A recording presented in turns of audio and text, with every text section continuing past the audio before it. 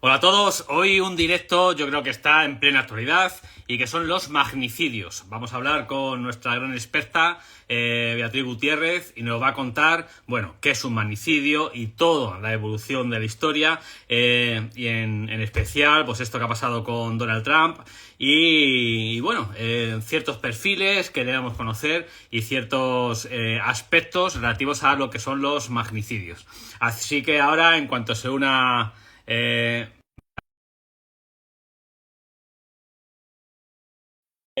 una fecha extraña, un viernes a las 9 de la noche, pero bueno, que creemos que bueno, con una cervecita podemos ambientar y hablar un poquito de los magnicidios. ¿Qué tal, Bea? ¿Qué tal todo? Muy buenas, ¿Me ves? ¿Me oyes, no? te veo y te oigo Perfecto. alto y claro. Perfecto, pues mira, ya estaba diciendo a toda la gente que está ya conectándose que vamos a hablar de los magnicidios y por plena actualidad, ¿no? Para saber qué es un poquito esto, porque la palabra hasta hace cero coma, hasta que ha pasado lo de Donald Trump, pues bueno, pues no se conocía mucho, ¿no? Pues bueno, han intentado matar a alguien, gente importante, pero no sabíamos muy bien qué eran los magnicidios. Así que ya he dicho yo que he traído a mi experta, a mi super experta de cabecera, que es Beatriz Gutiérrez, la gran Bea, y a ver si nos amigas un poquito. Así que bienvenida al búnker, Bea. Muchísimas gracias y encantada de participar otra vez en tu espacio. Esta es tu casa, ya lo sabes. Y yo ya me permito el lujo de llamarte Bea aquí en Pues, público, porque por ya supuesto, tenemos, bueno, ya aparte de mi faltaría, gran experta de faltaría, cabecera, faltaría más. aparte de mi gran experta de cabecera, es mi gran amiga también. Así que empecemos por el principio. Magnicidios, esto que hemos llamado, titulado así el directo, para ponernos en contexto, ¿qué es un magnicidio? ¿A qué llamamos magnicidio? Pues cuando hablamos de magnicidios nos estamos refiriendo a una variante de asesinato selectivo, a lo cual ya le hemos dedicado Sí. tiempo Sí, sí, sí, y sí, tiempo y porque minutos y recordemos minutos. que el otro fue, el último directo El, fue el lo de los... anterior directo hablaba precisamente de asesinatos selectivos y no estaba en el guión para nada que alguien intentase asesinar a Donald Trump. Sí, pero tenemos un acuerdo, yo creo, con los directos y con lo que luego va sucediendo en el tiempo, un poquito extraño también nosotros, ¿eh? Entonces, bueno, pues los asesinatos selectivos están orientados a personas específicas por su perfil político, por su perfil ideológico, por los cargos que representan en la administración pública, etcétera. Y los magnicidios como variantes son los asesinatos selectivos que están orientados específicamente a individuos de alto perfil, normalmente dentro de un gobierno. Ujú. ¿Cuál es la finalidad de los magnicidios? Desestabilizar el gobierno. Es decir, desde provocar que por falta de liderazgo el gobierno colapse, a generar una oleada de inestabilidad, a generar disturbios, a generar una guerra civil, pues por ejemplo con el asesinato de Trump, teniendo en cuenta la polarización que hay desde 2019-2020 en Estados Unidos, el domingo ya se hablaba de que si hubiesen conseguido matarle, habrían puesto a Estados Unidos al borde de una guerra civil. Yo tampoco sé hasta qué punto hubiese sido cierto, pero desde luego sí que podríamos habernos encontrado otra vez con los disturbios que había, por ejemplo, en 2020. Mm. Hombre, con el intento de asesinato también ha provocado cierto movimiento, o sea, también con el intento también se provoca cierto movimiento, ¿no? También he visto una esta de veteranos del ejército, yo creo, pero en una nave a cientos y cientos, igual haciendo conjuras y tal, por lo que ha pasado y lo que pasaría en las próximas elecciones y demás, ¿no? O sea, que los intentos son casi tan efectivos, pero para el otro lado que un conseguirlo. Efectivamente, Mm. no es Y, solamente, no es solamente el asesinato como tal, sino la amenaza, el riesgo, la existencia de una ideología que apoye ese tipo de acciones contra ese tipo de figuras prominentes. y te iba a decir, porque dices que el objetivo que tiene, pues eso, desestabilizar, tal, tal, tal, pero podría pasar, o se ha dado en la historia o en todo esto, que sea una persona que vaya por un mandatario, alguien tal, eh, por locura, o sea, esto que se dice tanto, es un enajenado, aislado, ¿no? O tal, que no tenga ninguna intención política, pero que diga, pues esta persona es que me cae mal, yo no pertenezco a nada, ni pretendo nada, sino que mi locura tengo que acabar con él, yo qué sé, tal, ¿no? Efectivamente, hay de hecho un tipo de psicopatología dentro del espectro esquizofrénico. Ahora mismo no recuerdo el nombre, pero está totalmente estudiada la fijación obsesiva contra celebridades que no necesariamente tienen que ser políticas. Que tiene que ver con la Puede fama ser, y con todo eso, sí. efectivamente, por ejemplo, la persona que mató a John Lennon. Ha habido varios casos de intentos de asesinato a celebridades y dentro de las celebridades, pues evidentemente también líderes políticos. Sí, incluso a Madonna, a Beyoncé y toda esta gente que ya tiene esto, igual que se han metido La en la figura, mansión. la figura un poco que en el mundo de las celebrities llamamos el acosador o el stalker, pues se asociaría precisamente con eso. El caso ya mucho más violento sería precisamente el intento de asesinato, pero acosadores, pues Sí. prácticamente casi todas las celebridades tienen Ujú. en algún momento de su vida alguno. Sí, a ver si eso da caché, yo creo también, ¿no? A ver si en algún momento, si Es, tengo yo alguno, pues eso me subirá mi es caché y todo, ¿no? una figura un poco obsesiva, compulsiva, pero ya con rasgos violentos. Entonces, el último paso del espectro sería el intento de Ujú. lesión o el intento de asesinato. Y a lo largo de la historia tienen un único perfil, o sea, son gente que se le puede perfilar a este tipo de gente que ya es violenta, que ha ido a atacar, a conseguir su objetivo, vamos, al asesinato tal. ¿Tienen un único perfil o algo que se pueda decir, bueno, pues el perfil más o menos básico es esto, porque se ha visto que a lo largo del tiempo, pues la gente es de tal forma o de tal otra? ¿O son perfiles... Pues desafortunadamente, cuando hablamos de magnicidio como acto violento con una motivación ideológica, desafortunadamente ahí no hay ningún tipo de perfil, porque de lo que se trata es de, como sucede en cualquier otro tipo de terrorismo, son individuos radicalizados dentro de su propio espectro ideológico. Por ponerte algunos ejemplos, Madre mía, hay madre jóvenes. mía. La he pedido, tengo que decir que la he pedido que no se remonte, porque claro, esta mujer empieza a hablarnos de los magnicidios a lo largo de la historia y te empieza a hablar de la prehistoria y te viene ahora y no tenemos tanto. Entonces, le he pedido que coja lo más significativo, lo más, pues eso, que lo más redundante que pueda afectarnos a nosotros para algo, para conocimiento básico, vamos. Solamente dos casos históricos. Uno que, pues prácticamente todos los que vamos a misa, especialmente en Semana Santa, nos suena, aunque a lo mejor a mucha gente no sepa que le suena. Que son los sicarios, una palabra que ahora está totalmente de moda. Bueno, pues los sicarios eran un grupo de personas dentro de una secta judía que se llamaban los celotes. Los celotes luchaban contra la ocupación romana de Palestina. Y Barrabás, el del pasaje del Evangelio de Poncio Pilato, le dice a los sumos sacerdotes: ¿a quién queréis que libere, a Jesús o a Barrabás? Y la gente le dice: libera a Barrabás, libera a Barrabás. Sí, sí. Barrabás era un sicario y estaba condenado por haber asesinado a un líder romano, a un pretor romano, a un general romano o algo así. Entonces, esta secta seleccionaba a figuras prominentes, bien judíos que colaborasen con los romanos o bien romanos que estaban pues implicados en la administración en Judea.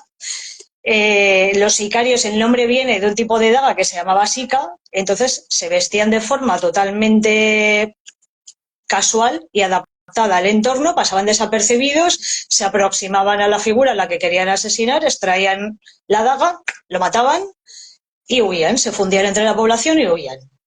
Entonces, esta figura se ha perpetuado un poco en la idea del magnicidio. Seleccionar una figura muy específica, golpear, asesinar y huir. El siguiente precedente, que también nos suena prácticamente a todo el mundo, porque hay un videojuego famosísimo que se llama Assassin's Creed, Sí, Assassin's Creed. pues está basado en la secta de los asesinos, que fue una secta real, se llamaban los ismaelitas, y es una secta chiita. Entonces tenían su zona de operaciones en el noroeste de Irán, de lo que a día de hoy es Irán, en la antigua Persia, Y cuando se produjo la invasión mongola de todas las tierras musulmanas de lo que a día de hoy es Oriente Medio, la secta de los ismailitas lo que buscaba era garantizar la supervivencia de la pureza del Islam. Entonces, literalmente, por lo que pasa en el videojuego, lo mismo, se fundían con la población, iban armados también con dagas, se aproximaban sigilosamente, sin que nadie se diese cuenta, de la forma más discreta posible, apuñalaban también con una daga a esas figuras, mataron reyes, mataron generales, reyes cristianos de las cruzadas, generales cristianos de las cruzadas, musulmanes de la secta contraria, sunitas, turcos, etcétera. Todo aquello Pero que ellos no considerasen. era siempre selectivo, o sea, que no era matar Era a siempre selectivo a selectivo figuras para muy desacreditar. concretas. Eso es. Ujú. Contra figuras muy concretas a las que ellos consideraban que podían liderar una perversión del Islam. Madre mía, sí. Y a continuación se suicidaban. Entonces, esto es muy importante porque es el origen histórico del terrorismo suicida que todos Mira, conocemos a día de hoy. lo que te iba a Morir, preguntar, morir matando. que si había alguno kamikaze de eso, de decir, venga, boom. Pero estos se suicidaban, o sea, no era Estos se matar hasta suicidaban, no que... huían, sino que ya se suicidaban en aras y por el honor del Islam. O sea, han cumplido su objetivo, claro, que viene siendo inmolarse, ¿no? Eso es, Han cumplido su objetivo y ahora ya me puedo morir a gusto porque ya me reúno con toda mi reina así, o eso sea, es. mis... Eso es. Entonces, si prestamos atención al tiempo, en el caso de los sicarios, siglo I después de Cristo, en el caso de los ismailitas, en el siglo décimo primero, pues a lo que nos damos cuenta es que cuando luego llegamos ya al terrorismo contemporáneo y a los magnicidios contemporáneos, la cosa tampoco ha cambiado tanto, porque se trata de armas pequeñas, armas ligeras, armas fácilmente camuflables, ganar proximidad contra la víctima, aproximarte y llevar a cabo el asesinato. Madre mía. Sí, claro, efectivamente, porque estamos hablando que en su día, claro, una daga, un puñal o un tada, pues bueno, era lo que había, tampoco había mucho más. Pero es que hoy en día se suele dar también, dentro del mundo de armamentístico que tenemos, que podría ser cosas súper, son cosas muy sencillas y muy esto, ¿no? Mm. De en toda la historia, porque claro, los sicarios me ha dejado alucinado, no tenía idea de que la palabra sicariato, el sicario, venía de este, ¿no? Mujeres, porque fíjate que me he estado documentando para esto, documentando, y no he visto mujeres como tal, o sea, no se conocen, porque bueno, al menos yo todo lo que he leído eran pues hombres. Mujeres, ¿ha habido algo como el sicariato en forma de mujer o mujeres que hayan hecho algún magnicidio reconocible o algo así? Pues mira, el primer atentado anarquista contra un juez ruso, ahora te cuento un poco, os cuento un poco lo del terrorismo anarquista, fue Vera Zasulich, que era una mujer. Intentó asesinar a un juez, si no recuerdo mal, lanzándole un pequeño explosivo. Hostia. Entonces, dentro del terrorismo anarquista sí ha habido bastantes mujeres. Y dentro de los poquitos casos, porque por ejemplo en eh, el terrorismo yihadista fundamentalmente se orienta a los incidentes con múltiples víctimas. Entonces, consideran los asesinatos selectivos y los magnicidios un poco por bueno, algo que es muy mediático, pero que realmente tampoco tiene un impacto en la sociedad tan relevante como puede tener matar a 30 personas con un camión, por ejemplo. Pero sí que en Gran Bretaña, como en 2010-2012, al menos ese caso que yo recuerde, una chica que se llamaba Roshana Houdry o algo así, intentó asesinar a un diputado del Parlamento británico. No llegó a matarlo porque, bueno, pues como sabes, afortunadamente asesinar a una persona con un arma blanca es fácil, pero no tanto, no tan fácil como puede parecer a simple vista, y solamente le hirió de gravedad, pero no consiguió matarle. Pero sí que en ese caso también es un poco paradigmático porque no solamente fue un intento de magnicidio, sino que además fue llevado a cabo por una mujer. No, joder. Sí, sí.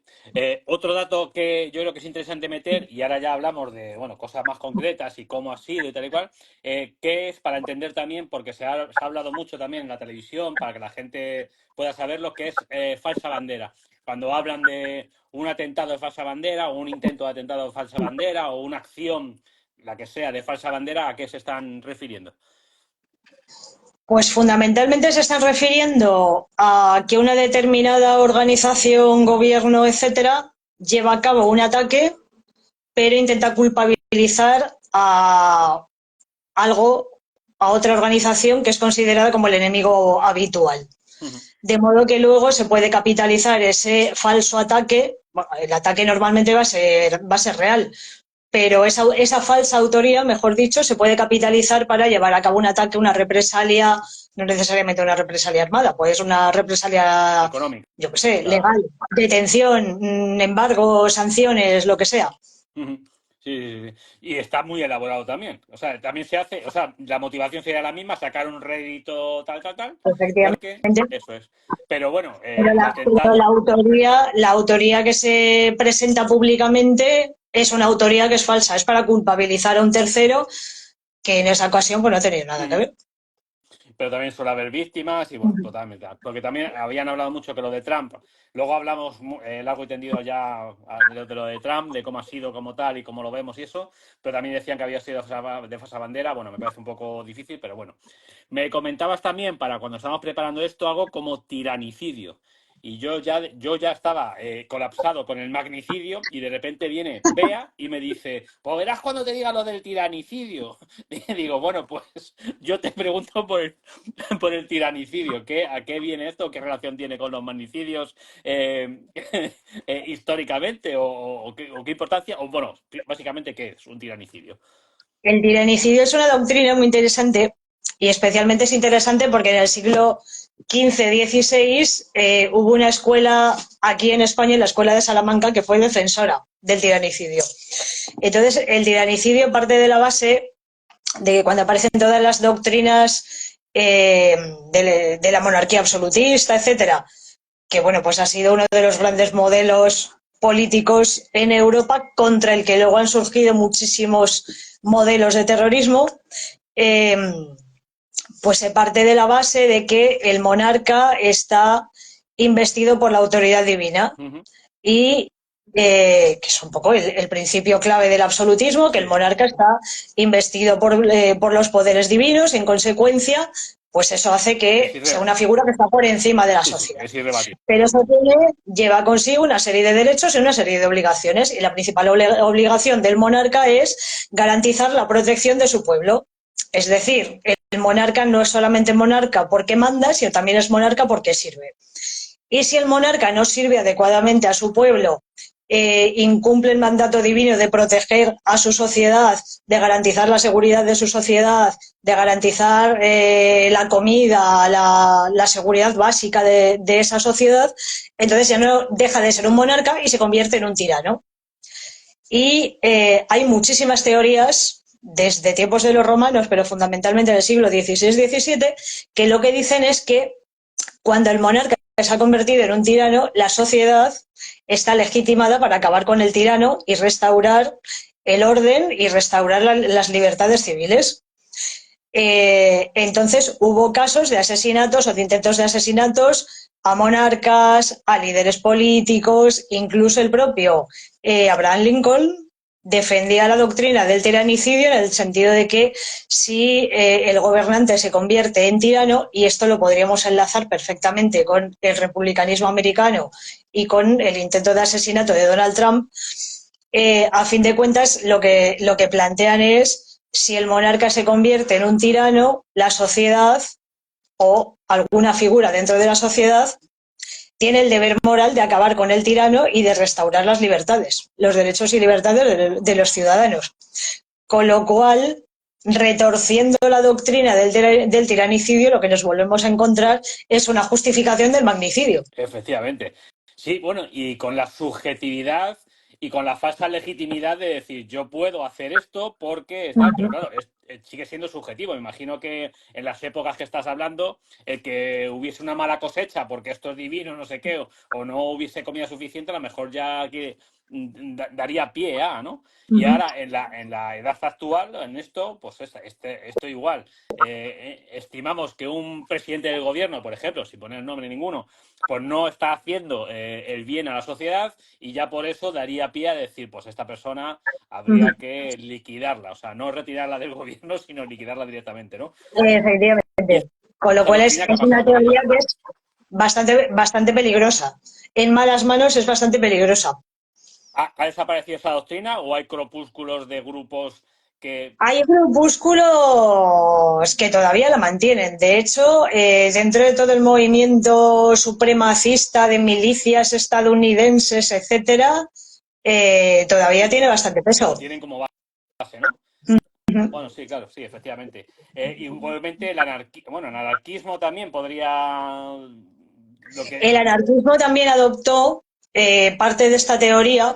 Lo que pasa es que el anarquismo ya en el siglo XIX, el anarquismo es el que se considera el primer movimiento terrorista de la historia. No todo el anarquismo en general, pero el terrorismo anarquista es el primer terrorismo contemporáneo que se. ¿Qué es el anarquismo? Para ilustrarnos a todos así, básicamente. No sin El profundizar mucho. anarquismo es una doctrina política que deriva del comunismo, es digamos, una escisión del comunismo, tiene muchos puntos similares, pero pues fundamentalmente el comunismo, a fin de cuentas, trabaja con una estructura de la sociedad muy jerárquica y en el caso del anarquismo precisamente lo que dice es que la sociedad debería de autorregularse o de autogestionarse, la famosa autogestión.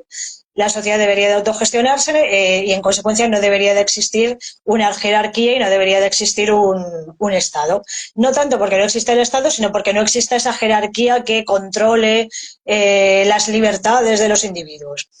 Entonces aparece en Rusia a finales del siglo XIX, porque Rusia en aquella época tenía la paradoja de que tenía una estructura social que era prácticamente medieval, como podía ser la de España. Era un caso raro, pero lo que podía ser la Edad Media en Francia, en los principados alemanes, en Gran Bretaña.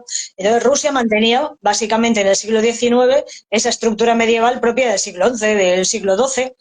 Empieza a llegar el ferrocarril, empieza a llegar la prensa, empieza a llegar el telégrafo, la sociedad empieza a rebelarse y ahí es cuando aparece el comunismo y aparece el anarquismo. Y el anarquismo lo que dice es que el comunismo en Europa funciona muy bien porque la situación económica y la situación social es diferente, pero que eso en Rusia no funciona y que hay que optar por medidas mucho más expeditivas. Entonces, fundamentalmente con dos figuras, Bakunin y Kropotkin, que han sido dos de los padres del anarquismo en términos generales. Ellos hablan de un concepto que en la historia del terrorismo es fundamental, que es la propaganda por la acción o la propaganda por los hechos. Y dicen que cuando el terrorista, porque ellos se llamaban a sí mismos terroristas para diferenciarse de un asesino normal y corriente. Entonces, ellos decían que cuando el terrorista lleva a cabo un asesinato, normalmente lo van a detener, lo van a torturar, claro, estamos hablando de Rusia en el siglo XIX, lo van a detener, lo van a torturar, seguramente lo van a justiciar, etcétera. Va a demostrar con su atrevimiento y su compromiso con la causa, tal compromiso con la causa que va a atraer a más jóvenes y a más gente a que se una a la causa del anarquismo y a la lucha contra el Estado, el imperio ruso. Bueno, no funcionó muy allá, pero el hecho no funcionó muy allá en términos cuantitativos, pero sí que es cierto que llevaron a cabo muchísimos atentados. Entonces, el terrorismo anarquista se centra deliberadamente en los magnicidios, porque, de acuerdo con el terrorismo anarquista, asesinar a estas grandes figuras prominentes, pues precisamente lo que se va a conseguir va a ser desestructurar el Estado, decapitar la estructura del Estado y que el Estado colapse. El imperio ruso no colapsó, pero sí que es cierto que generaron tanta inestabilidad que al final lo que permitió es que triunfara la revolución bolchevique. Con lo cual, el anarquismo como tal no funcionó, pero sí que facilitó el ascenso del comunismo y posteriormente de la aparición de la Unión Soviética. Madre mía, nos estamos remontando y ese anarquismo hoy en día bueno, en lo que es en toda Europa y el resto del mundo en general, el anarquismo como tal, como movimiento terrorista, sigue en pie. Sí, pero no. Ha tenido bastante impacto. Pues, por ejemplo, a finales del siglo XIX llevaron a cabo muchísimos ataques por toda Europa. A Cánovas del Castillo, por ejemplo, lo mató un anarquista Ujú. en 1897. Eh, Alfonso XIII lo intentó asesinar a un anarquista el día de su boda. De hecho, hay un monolito en la puerta de la Catedral Castrense al lado del Consejo de Estado. Hay ahí como un monolito con unas escaleritas que rememora el sitio donde un terrorista le lanzó un ramo de flores bomba a Alfonso XIII y a su mujer el día de su boda, cuando pasaban por la calle Mayor. Eh, Al presidente McKinley de los Estados Unidos le asesinó un terrorista anarquista, es decir, a finales del siglo XIX, principios del siglo XX, era un movimiento que tenía muy poco impacto numérico, pero tenía un impacto muy importante en términos de ataques. Y en España, por ejemplo, el terrorismo anarquista pues tuvo un peso tremendo, pues prácticamente hasta la guerra civil. Sí. A Y, día y a día de hoy, ¿cómo ha ido evolucionando? Pues ha perdido la parte más del componente más de magnicidio, pero sí que ha conservado ciertas capacidades muy difusas porque se ha convertido en una red más que en un movimiento como tal. Pero, por ejemplo, tienen un peso tremendo en orden público, manifestaciones, artefactos incendiarios, hostigamiento, tácticas subversivas, guerrilla urbana. Pues sí, bueno, sí. Más genérico de desórdenes y demás que algo más concreto como un magnicidio efectivamente. más estructurado, ¿no? Y ahora ya, bueno, nos has hablado de los primeros sicariatos y demás, que eran con cuchillos y muy sutiles, se perdía entre la gente y demás, pero ¿cómo ha ido evolucionando eso? O sea, mantener el tiempo, me refiero a qué es preferible o qué se busca o cómo se han ido repitiendo los magnicidios, si han sido preferiblemente algo sutil, pues ya sea un envenenamiento, un acuchillamiento, bueno, o un francotirador de qué tal, o es preferible o se ha dado más en el tiempo algo mucho más impactante, más público, que algo que simplemente a la vista sea como algo, pues una explosión, yo que sé, algo mucho más tal. ¿Cómo ha ido evolucionando o se ha dado de todo? Pues a ver, ha habido un poco de todo. Yo por aquí tengo apuntadas algunas cosillas, pero fundamentalmente, claro, al final el magnicidio, en términos de seguridad, la seguridad es adaptativa. Es decir, aparece una nueva amenaza, la seguridad se readapta y se generan procedimientos para neutralizar esa amenaza emergente o ese nuevo tipo de amenaza. Entonces, el terrorismo anarquista va a empezar a trabajar fundamentalmente con revólveres. Hemos pasado ya de la daga al revólver, porque en el siglo XIX es lo que había. Pequeños artefactos explosivos, dinamita fundamentalmente, porque en la época también es lo que había, y se seguían utilizando las armas blancas porque son pequeñas, ligeras, Y accesibles, de toda la vida.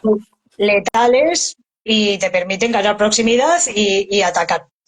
Si nos fijamos en luego otros tipos de terrorismo, por ejemplo, en el terrorismo de ETA, que ha llevado a cabo asesinatos selectivos, pero no necesariamente magnicidios, pues ETA, la gran mayoría de los ataques que ha llevado a cabo, utiliza de explosivos con más o menos carga y pistolerismo. Ujú. Con lo cual, las bases que sienta el terrorismo anarquista en términos de asesinatos selectivos barra magnicidio, luego se van a seguir utilizando porque son muy efectivas, muy sencillas y sobre todo proporcionan una cierta seguridad al atacante, no seguridad en cuanto a ser detenido o no. Evidentemente, si se infiltra en una masa, lo van a terminar deteniendo o abatiendo, pero garantías de lograr perpetrar el acto terrorista.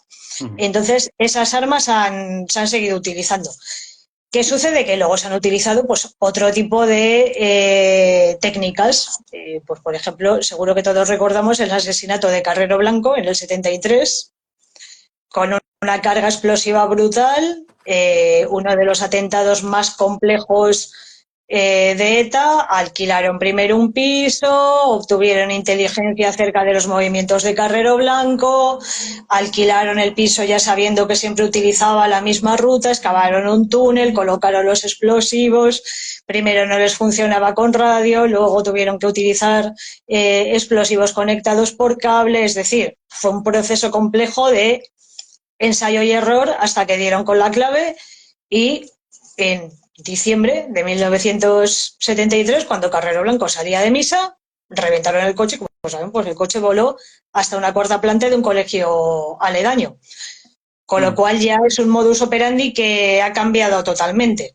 ¿Son todos los atentados o todos los magnicidios de esa complejidad? Pues en muchos casos no. En el caso de Yitzhak Rabin, este caso a mí me resulta especialmente interesante porque parece que los israelíes son todopoderosos, pero bueno, pues a los israelíes no solamente se le han colado el 7 de octubre, sino que también han tenido otra serie de catastróficas desdichas y una además, de ellas en el caso de Isaac Rabin fue en un momento muy concreto porque se estaban haciendo unos tratados muy, o sea, que podían llevar a otras cosas que no convenían en esos momentos y tal, ¿no? Con la OLP era, ¿no? O con esta gente. los acuerdos de Oslo. Eso es. Entonces era algo muy concreto y además porque lo de Carrero Blanco yo creo que fue una medida mucho más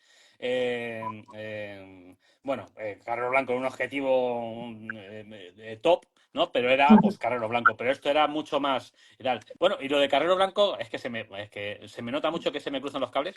Lo de Carrero Blanco se dice mucho que la CIA también estuvo por ahí metida y tal y demás, ¿no? Con ayudas y con esto, ¿no? Dos preguntas en una. ¿Ayudas extranjeras dentro de un magnicidio? Imagino que habrá y ha habido en los tiempos. Y segundo, ¿es muy habitual que haya un tonto útil? Pongamos el ejemplo, si fuera el caso de Trump, que era un chaval que tal, que tenía armas, que no sé qué, que otros servicios secretos de otro sitio cogieran a un tonto útil para que, convenciéndole o tal, o comiéndole la cabeza y tal, hiciera X cosas, aunque no estuviese muy preparado. O eso se ha dado en el tiempo también, entiendo, ¿no? Es perfectamente factible. Y a día de hoy, con el manejo de redes sociales, etcétera, es facilísimo ya no que te capte un grupo terrorista que te radicalice, sino que alguien se haga pasar por un grupo terrorista, pero realmente sea miembro de algún servicio de inteligencia de algún país que tiene un especial interés en cargarse a esa persona en concreto. Esto ya es un poco teoría de la conspiración, pero bueno, es que dentro del espectro de todos los servicios secretos que hay en el mundo, pues hay servicios secretos que optan más por la defensa de los derechos y libertades de los ciudadanos y hay servicios secretos pues, que optan más por otros modelos Más restrictivos, ¿no? de vida. O de muerte. Entonces, pues es perfectamente factible. O sea, y a día de hoy verificar la identidad de la persona con la que estás hablando a través de un chat, pues es que es complicadísimo. Entonces, Ahora vamos con Isaac Rabin, que nos hemos quedado con él, pero se me ocurre, siguiendo con el tema con Kennedy, el asesinato de Kennedy, que después de, eso fue en el 63, o cuánto, por ahí, ¿no? 63 tal, sí, después de toda la tirada de años que han pasado, todavía seguimos sin saber qué, cómo, cuándo, casi, o sea, siempre con sombras y demás, ¿no? Eso es normal también que un magnicidio no se aclare. Me da la impresión que va a ser igual que con Trump, que luego van a salir mil historias con todos los que han ido matando, ¿no? Que luego siempre, o sea, que no se resuelva, no se llega a saber. Eso siempre suele ser también la nube que envuelve todo esto, ¿no? no necesariamente. Hay muchos casos en los cuales hay un autor que está perfectamente definido y además el autor está interesado en que se sepa quién es, a qué grupo representa, por qué ha llevado a cabo ese ataque, etcétera. Pero evidentemente en otros casos, sobre todo cuando hay terceras partes implicadas, financiaciones ilícitas, intereses ocultos, etcétera, ahí evidentemente se explota deliberadamente esa nube informativa, esa niebla informativa. Porque conviene sacarlo, Porque ¿no? conviene la ocultación, pues porque es una operación que se trata de encubrir de la mejor manera Mm. posible. Bueno, nos habíamos quedado con Yitzhak Rabin, o con Yitzhak Isaac, Rabin, Yitzhak ¿vale? Rabin, o Isaac O Rabin. Isaac Rabin, ¿vale? ¿Qué pasa con este hombre y en qué momento y qué le pasó a este señor? Que es también muy Eh, significativo, ¿no? Yitzhak Rabin es una figura interesantísima dentro de Israel porque fue uno de los generales más condecorados.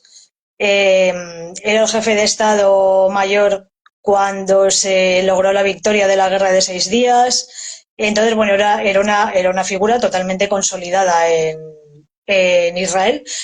Pero el hecho es que el hombre había visto tanta sangre, muerte y destrucción que a lo largo de su carrera militar, pues cada vez fue optando más por una vía Más diplomática. negociada de salida al conflicto.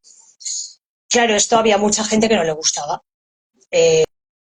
Sobre todo el ala dura de lo que a día de hoy es el partido del Likud y toda una serie de partidos que ahora están gobernando, que defienden el movimiento procolono, que defienden los asentamientos en Cisjordania, etcétera, estaban totalmente en contra de la negociación, porque la negociación de los acuerdos de Oslo precisamente lo que decía es: vamos a terminar con el conflicto, vosotros os quedáis en Cisjordania y la Franja de Gaza, nosotros nos quedamos el resto, nosotros os ayudamos a generar una administración, a tener servicios, etcétera, pero vosotros os autogobernáis y a nosotros nos dejáis en paz. Y vosotros os encargáis de vuestra seguridad y nosotros de la nuestra, sin meternos los unos con los otros. ¿Qué pasa? Que eso también implicaba un reparto de Cisjordania en distintas áreas. Una parte para la OLP, que se convirtió en la Autoridad Nacional Palestina, otra parte compartida y luego unas partes muy pequeñitas, que eran los asentamientos para Israel, propiamente dicho. Lógicamente, el movimiento colono, que precisamente lo que dice es toda Cisjordania es nuestra, pues acababas con su legitimidad y acababas incluso con las opciones que tenían de seguir viviendo en Cisjordania. Entonces fue un colono judío vinculado a un partido que ha sido un grupo terrorista que se llamaba el CAJ, eh, pues un chico joven armado con un revólver. Claro, lógicamente la seguridad israelí, y aquí es donde viene un poco lo interesante en términos de fallo del dispositivo de seguridad. El dispositivo de seguridad estaba esperando un palestino, Claro, eso no es, estaba porque un esperando judío, sí, sí. No estaba esperando a un judío ortodoxo con su talit, con su aspecto de ir a rezar. Además, allí los colonos pueden llevar armas.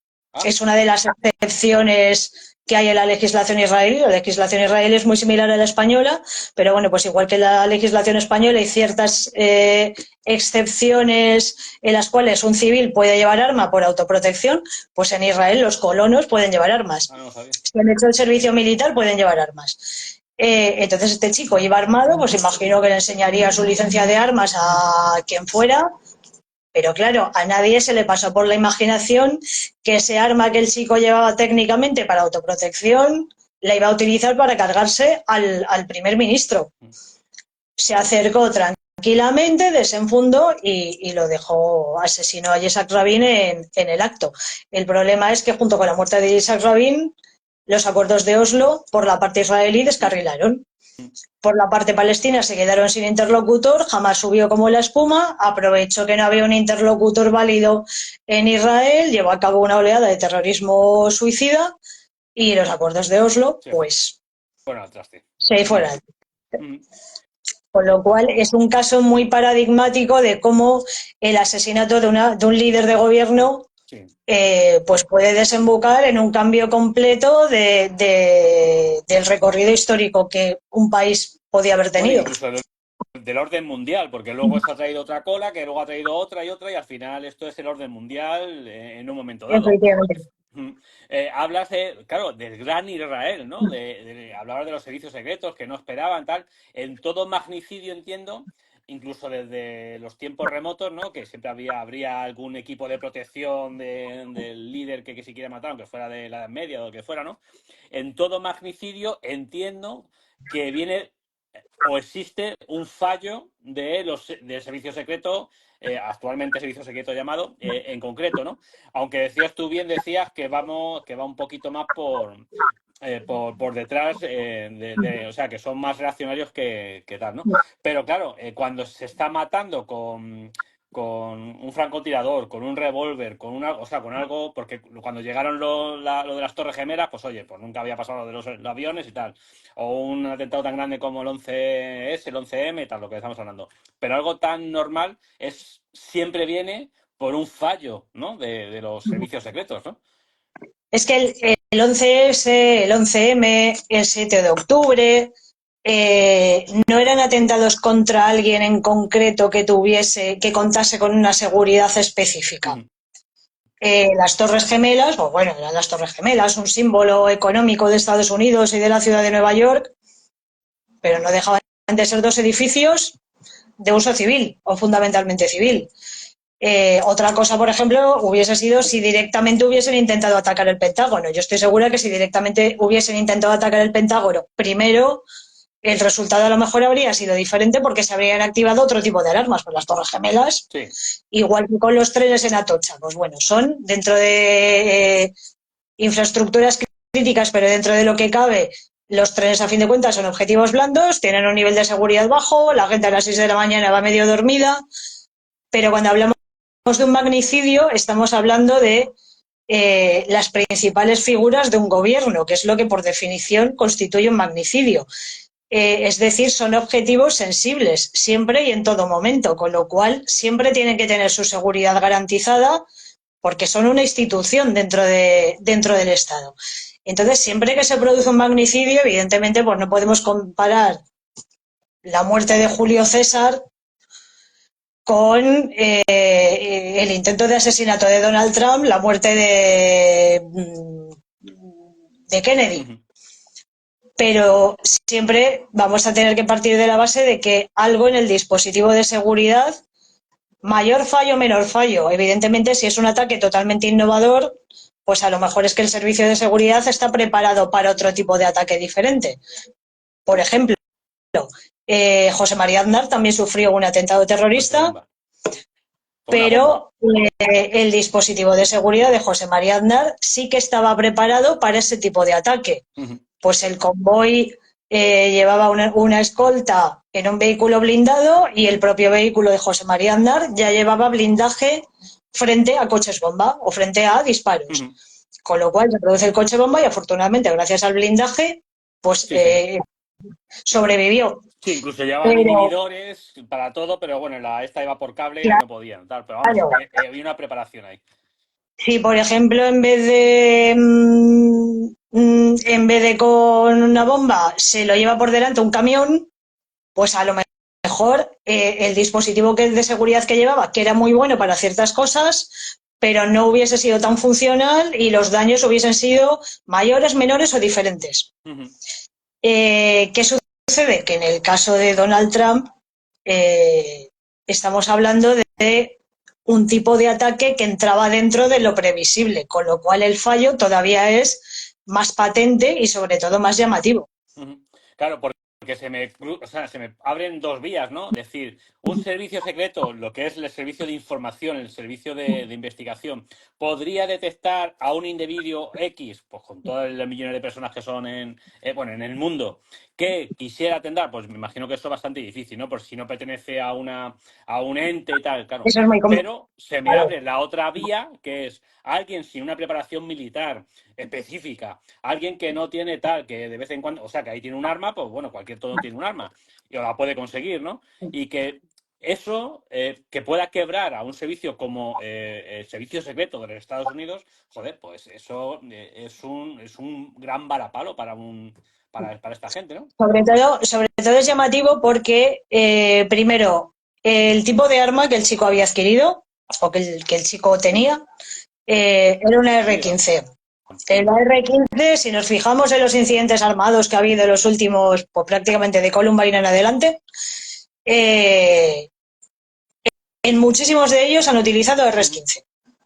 En El Paso era una R-15, Las Vegas era una R-15, es decir, es un rifle de asalto de uso civil, semiautomático, Si le manejable acoplas si le sí, acoplas el muy fácil. dispositivo lo puedes convertir incluso en automático, que el dispositivo es ilegal, pero es muy fácil de adquirir en el mercado negro a través de la Deep Web, etcétera.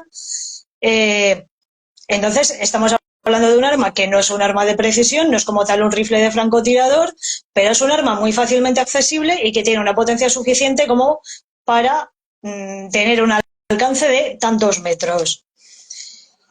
El servicio secreto hubiese debido de tener en cuenta qué posiciones había alrededor de donde estaba la persona protegida, en este caso Donald Trump, y haber dicho en su valoración de riesgos, en su risk assessment, bueno, pues dentro de este perímetro de seguridad o dentro de este alcance potencial de armas que son habituales en los Estados Unidos, pues es un alcance de 500 metros.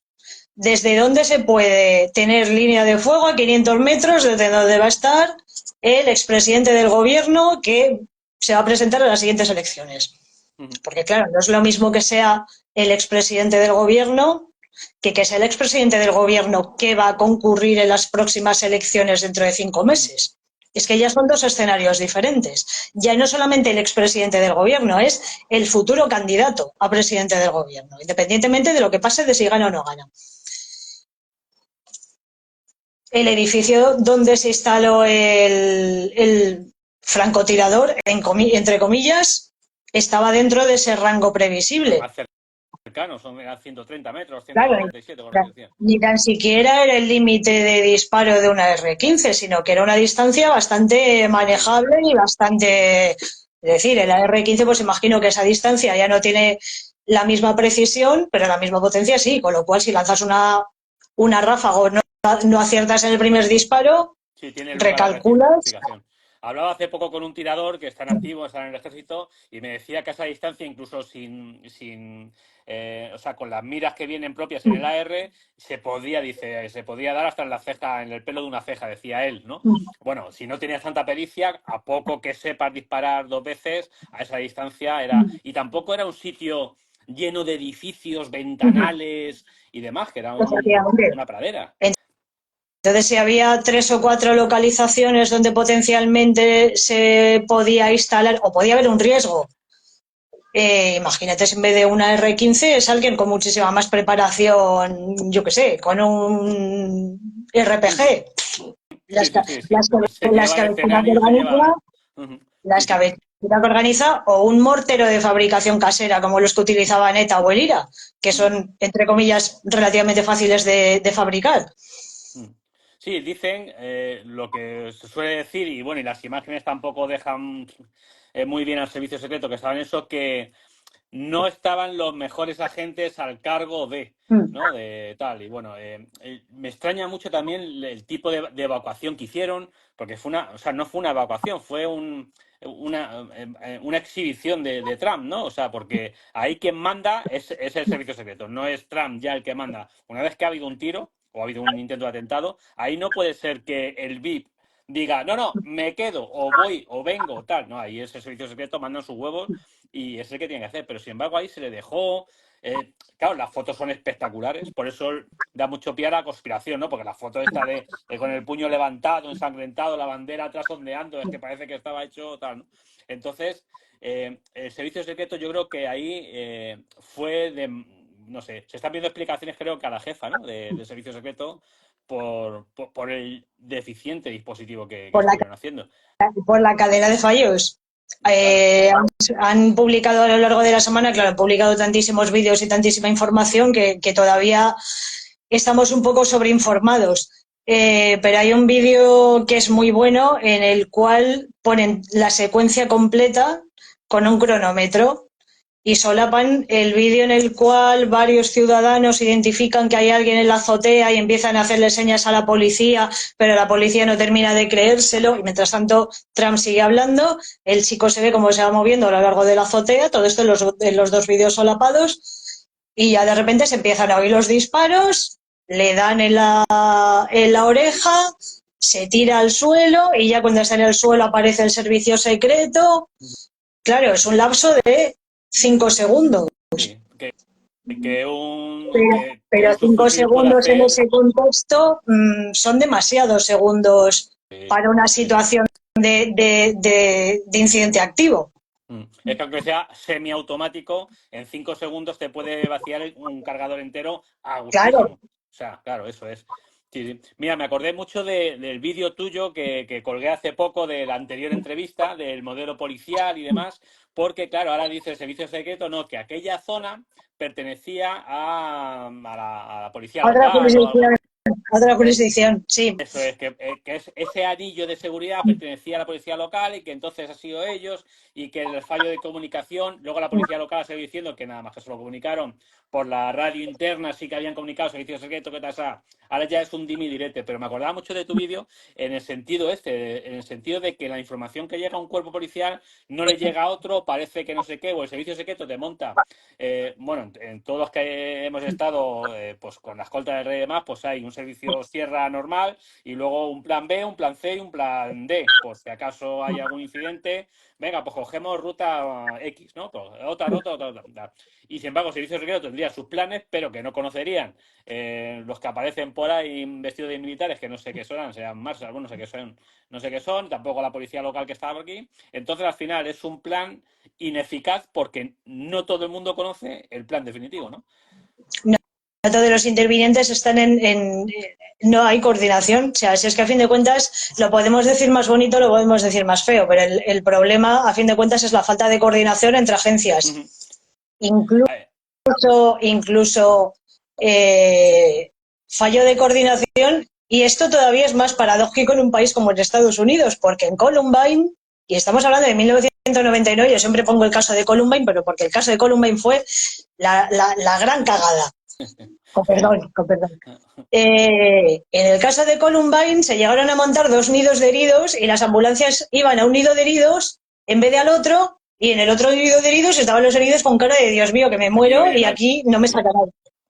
Porque había distintos canales de radio y unos se comunicaban por un canal, otros se comunicaban por otros, y los bomberos y las ambulancias estaban en uno y la policía estaba sacando a las víctimas al otro lado del edificio y estaba en otra malla diferente. Con lo cual, los heridos que estaban evacuando por la parte policial no los asistía nadie, porque las Uh-huh. ambulancias no sabían que estaban allí. Entonces, han pasado 25 años, que es un poco a lo que voy, han pasado 25 años y nos encontramos con que en determinadas administraciones, y esto deberíamos de planteárnoslo, ¿podría pasar en España? En, En determinadas administraciones, ¿podría pasar en aquí? España Sí, no. pasa, en España pasa, y pasa a diario, y pasa en todos los eventos, incluso en el 11M pasó y demás. En 11, o sea, yo estoy convencido, bueno, mi experiencia lo dice, ya son veintitantos años y lo he visto, lo que he vivido, y yo cuento lo que he vivido.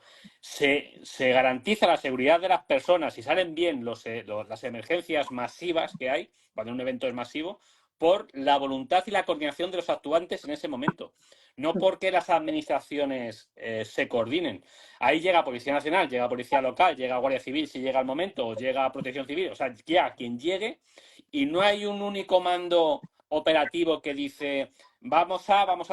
Los primeros actuantes que llegan dicen, vamos a colocar aquí esto, y da igual, ahí no se tienen uniformes y tal, pero nunca hay coordinación. De hecho, cuando hay un sierra importante, que viene un embajador, viene un ministro de otro lado, incluso el presidente del gobierno, incluso el rey y tal, se mueve, lo lleva una célula muy cerrada de ellos.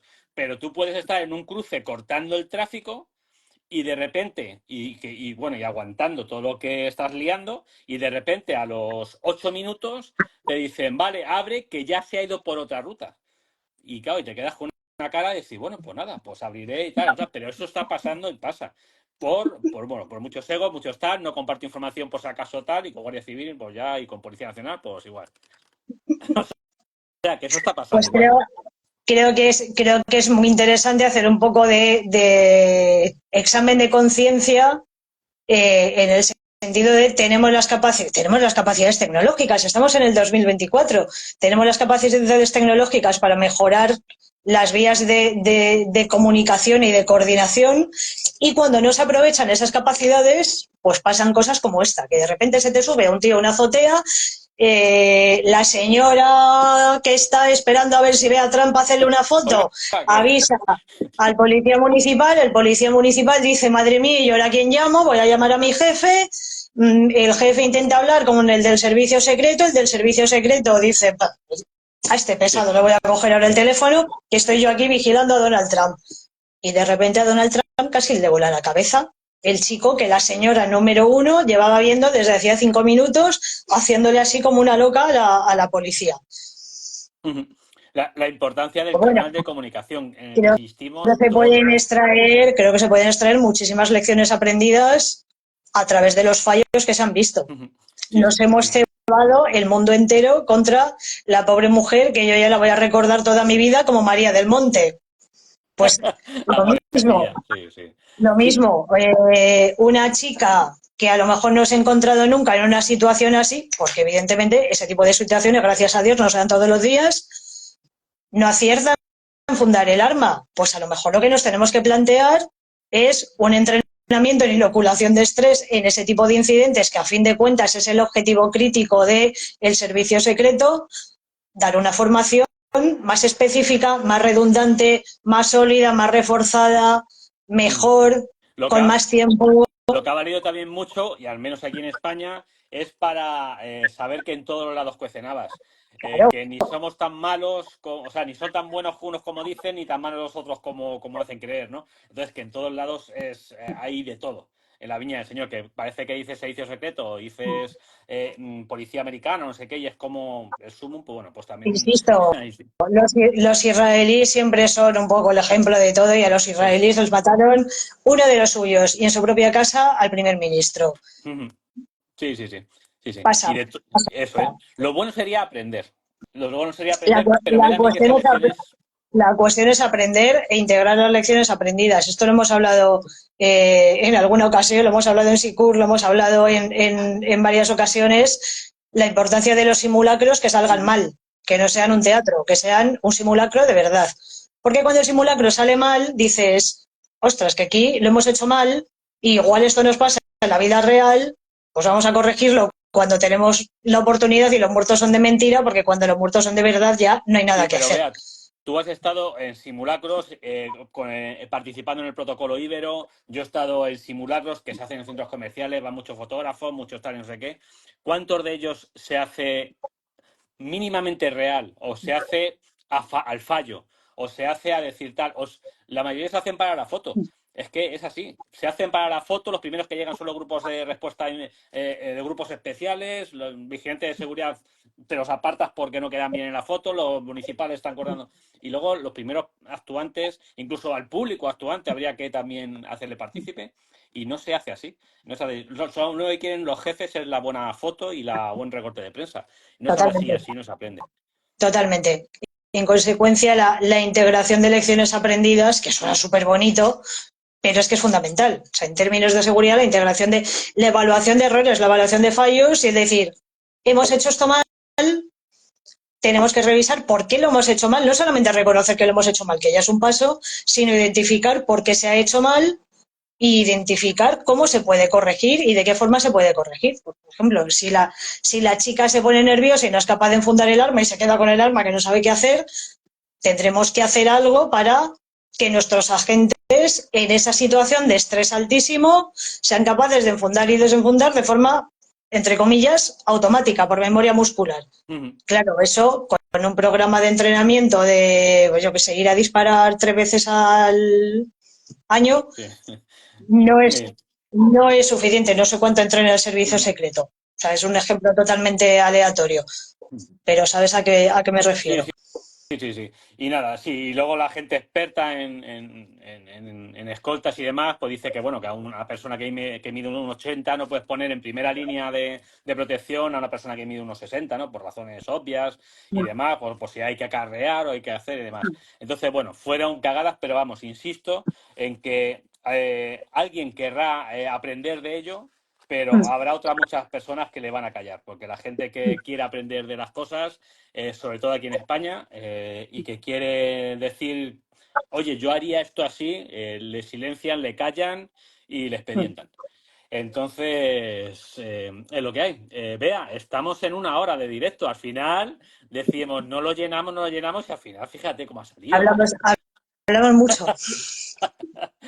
Pues esto yo creo que ha quedado, bueno, pues un recorrido por la historia muy interesante. Lo del sicariato, para la gente que se ha incorporado ahora, lo del sicariato que se eche que eche para atrás, porque a mí me ha gustado mucho dónde viene el sicariato, de dónde todas estas cosas, todos los magnicidios que se han dado desde que parece que algo nuevo, que esto se ha inventado ahora, y de dónde viene y demás, como siempre Bea, súper aclaradora y yo aprendiendo mucho de ti, Bea. Muchísimas gracias. Yo siempre disfruto un montón de estos directos. Claro, esto hay que repetirlo, porque luego, o sea, si ya no es porque la gente lo vea, es porque yo aprendo. Entonces yo, Pues muchas gracias. egoístamente aprendo un montón de ti. Pues nada, otro día te voy a engañar para otro tema, ¿sabes? Nos inventaremos un Perfecto. tema, lo que pasa el peligro que tiene, a ver qué tema inventamos, porque luego al poco tiempo pasan ciertas Eres, cosas. eres un visionario. No, y tú, que no, claro, empezamos a hablar por WhatsApp y demás, decíamos, oye, ¿qué te parece si hacemos un directo de, venga, pues cuidado que decimos, porque al poco tiempo están las cosas así. Así que, y no salga mucho de marcha porque luego, claro, te pillan las cosas, te sorprenden Ante también. los pies. Eso es, correcto. Pues nada, Bea, te agradezco un montón, como siempre, que hayas estado aquí, yo agradecidísimo. Tenemos pendiente ciertas cosas que ya iremos también diciendo por aquí, a ver si hacemos los proyectos estos que tenemos, nuestras locuras de la cabeza, a ver si le damos forma y van saliendo cosillas que yo creo que van a ser muy interesantes, sobre todo para la Yo creo, comunidad. yo creo que también. Va a ser muy Así que interesante. Así que nada, te lo agradezco mucho, Bea. muchísimas Eh, gracias a ti.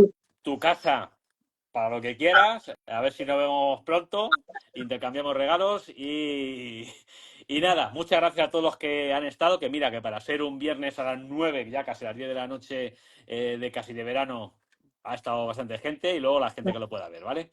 Así que Bea, como siempre, un abrazo, tu casa, el búnker, para lo que Otro quieras. para ti. Venga, muchas Muchísimas gracias a gracias. todos. Buenas noches.